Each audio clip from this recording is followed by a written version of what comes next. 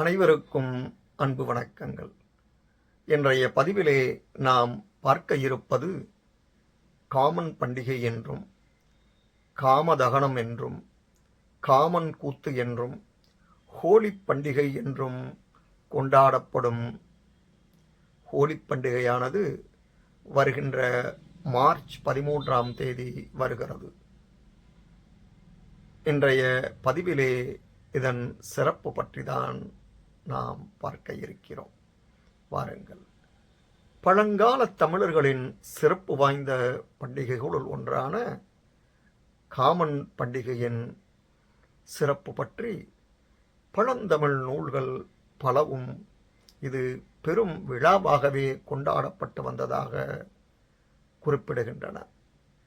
மன்மதனை சிவன் எரித்த கதை இன்றும் தமிழகத்தின் பெரும்பாலான கிராமங்களில் ஆண்டுதோறும் காமன் பண்டிகை என கொண்டாடப்படுகிறது. இதனை காமதகனம் என்றும் அழைக்கின்றனர். இவ்விழாவானது காமன் கூத்து என்ற பெயரிலே இலங்கையின் மலையா பகுதிகளிலே கொண்டாடப்படுகிறது. சிவபெருமானின் தவத்தை கலைக்க பார்வதியால் அனுப்பப்பட்ட மன்மதன் என்றழைக்கப்படும் காமதேவன் காமக்கணைகளை தொடுப்பார். இதனால் சினமுற்ற சிவபெருமான் தன் நெற்றிக் கண்ணினால் காமதேவனை எரித்து சாம்பலாக்கி விடுவார். இதைக் கண்ட மன்மதனின் மனைவி ரதிதேவி கண்ணீர் விட்டு அழுது புலம்புகிறார். தன் துயரை சிவனிடம் முறையிட்டு மன்மதனை மீண்டும் உயிர்ப்பிக்குமாறு வேண்டுகிறார். கோபம் தணிந்த சிவன் ரதியின் கண்ணுக்கு மட்டும் தெரியுமாறு அருள் புரிகிறார்.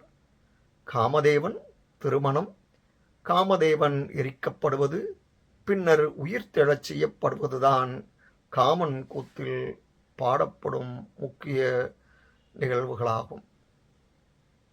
இப்படி இருக்க வட மாநிலங்களில் கொண்டாடப்படும் ஹோலி பண்டிகைக்கு காரணமான ஹோலிகா என்பவளை வில்லியாகவும் திருமண தெய்வமாகவும் சிலர் கொண்டாடுகின்றனர்.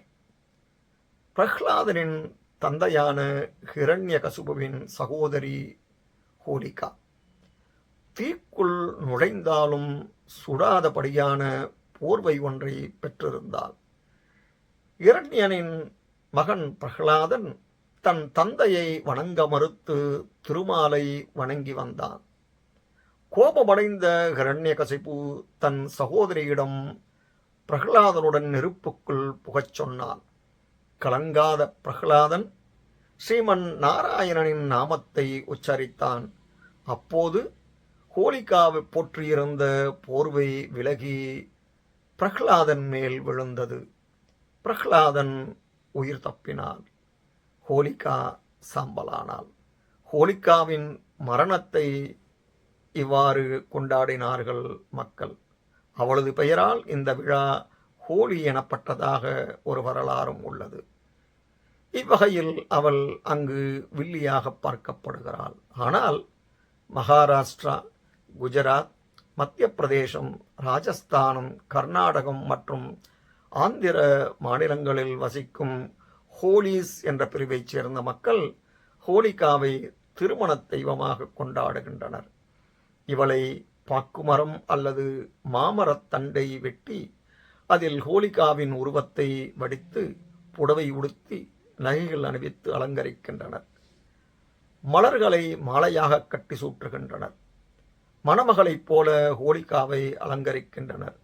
அன்று வீடுகளில் இனிப்பு, பழங்கள், தேன் சேர்க்கப்பட்ட உணவு மற்றும் போலியும் தயாரிக்கப்படும். பூண்டும் வெங்காயமும் தவிர்த்து விடுவர். அந்த உணவை ஹோலிகா தேவிக்கு நைவேத்தியம் செய்கின்றனர். ஹோலியன்று நள்ளிரவில் அனைவரும் மகிழ்வுடன் நடனமாடுவர். விநாயக சதுர்த்திக்கு செய்யும் சிலைகளை நீர்நிலைகளில் கரைப்பது போல ஹோலிகா சிலைக்கு தீ வைக்கும் சடங்கும் அங்கு நடக்கும். மண்பானைகளிலே புனித நீர் சுமந்து வந்த பெண்கள் ஹோலிகா சிலை மீது தெளிப்பர். பிறகு 7 முறை சுற்றி வந்த பின் பசுஞ்சான வரட்டி மற்றும் மரக்கட்டைகளை அந்த சிலையைச் சுற்றிலும் வைத்து நெருப்பு வைப்பர்.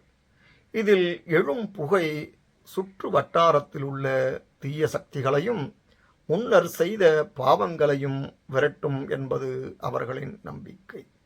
சிலை எரிந்ததும் சாம்பலை எடுத்து வந்து வீடுகளிலும் மீன்பிடி படகுகளிலும் தூவர்.